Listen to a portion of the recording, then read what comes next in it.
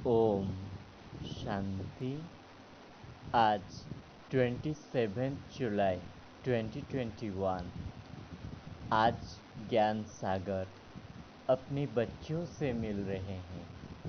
तो ज्ञान सागर ने कहा, मीठे बच्चे, योग बल से ही आत्मा की कट निकलती है। तुम आपस में भाई बहन हो तो तुम्हारे अंदर कभी क्रिमिनल असल्ट नहीं हो सकते। अब संगम युग पर ये पुरानी दुनिया बदल रही है। कर्मातीत अवस्था को प्राप्त करने के लिए अपने बबुल को बहुत प्यार से याद करना है। और मास्टर रचयिता कौन है?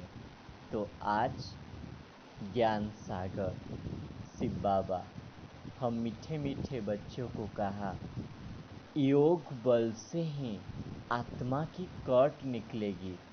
इसलिए योग में कभी गफलत नहीं करो। इसलिए तुमको मुरलियाँ मिलती है।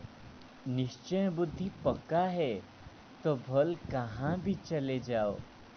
समझो मुरली नहीं मिलती है तो भी बुद्धि में रहता है ना, हम बाबा का बन गया हूँ, मुझे अब बाप को याद करना है। अभी तुम्हारी आत्मा तमो प्रधान बन गई है। अब तुम बाप को याद करो तो सतो प्रधान बन जाएंगे। यह एक ही महामंत्र बाप सब बच्चों को कहते हैं, मन मना भव। मीठे मीठे बच्चे, याद के बल से ही तुम शत प्रधान बन सकते हो।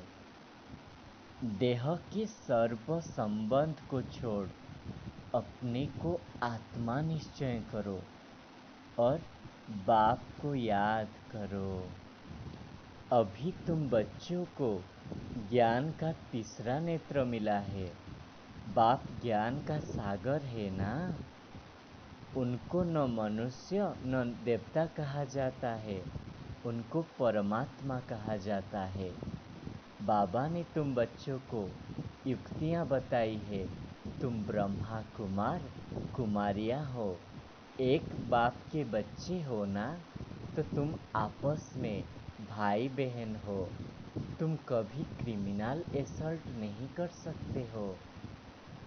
भाई बहन विकार में नहीं जा सकते। तुम शिव बाबा के मत पर चल बेहद का वर्षा लेते हो, परंतु माया भी कम नहीं है, चारों तरफ से ही विघ्न डालती रहती है। हम भाई बहन है, एक बाप से वर्षा ले रहे हैं, यह भूलो मत। इस संगम युग पर ही ये पुरानी दुनिया बदल रही है। संगम पर ही बाप ने आकर हम सब बच्चों को राजयोग सिखा रहे हैं। यह तुम अब जानते हो। तो बाप कहते हैं, मैं बहुत जन्मों के अंत के जन्म में एक साधारण तन में प्रवेश कर तुमको राजयोग सिखाता हूँ। तुम जानते हो हम पुरुषार्थ कर रहे हैं।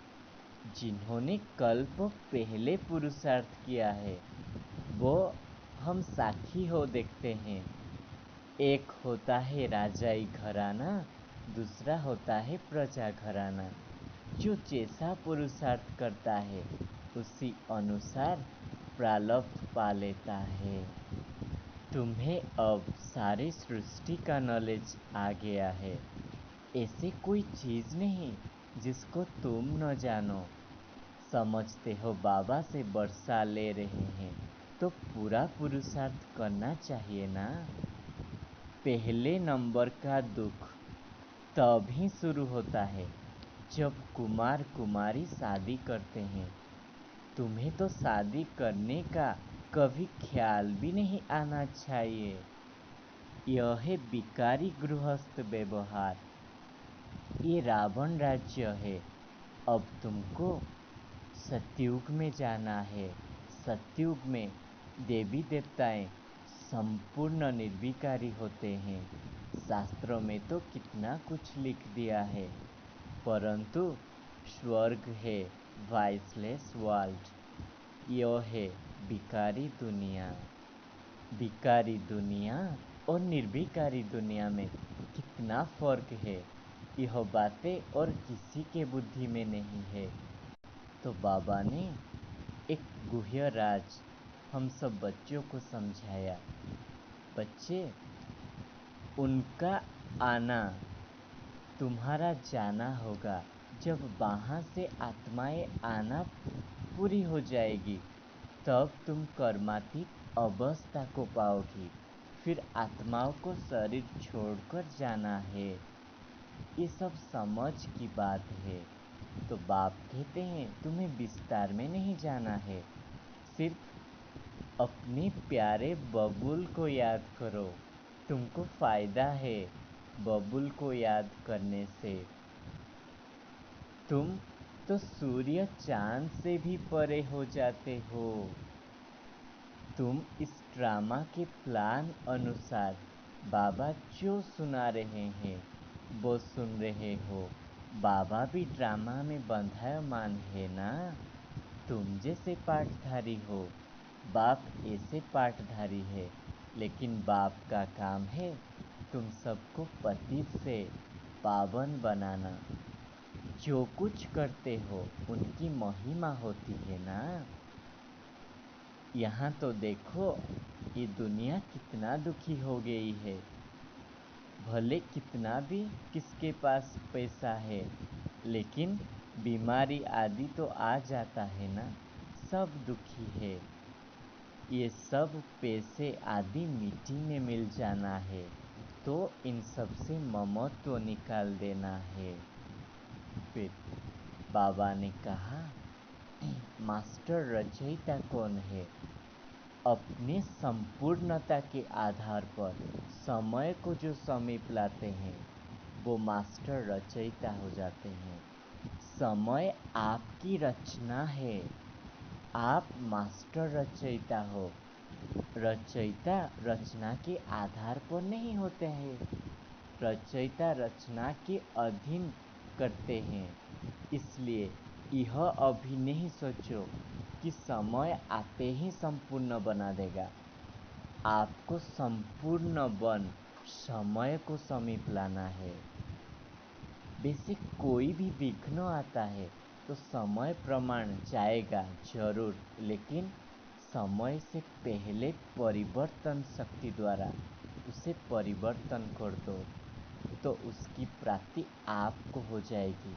समय के आधार पर परिवर्तन किया तो उसकी प्राप्ति आपको नहीं होगी।